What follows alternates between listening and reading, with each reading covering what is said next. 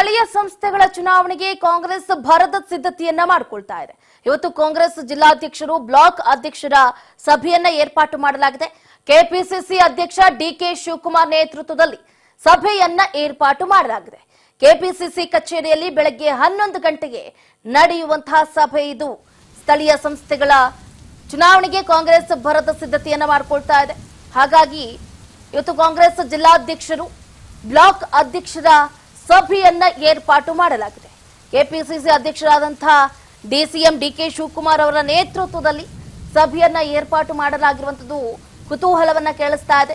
ಇವತ್ತು Queens ರಸ್ತೆಯಲ್ಲಿರುವಂತಹ KPCC ಕಚೇರಿಯಲ್ಲಿ ಬೆಳಗ್ಗೆ 11 ಗಂಟೆಗೆ ಸಭೆಯನ್ನ ಕರೆಯಲಾಗಿದೆ.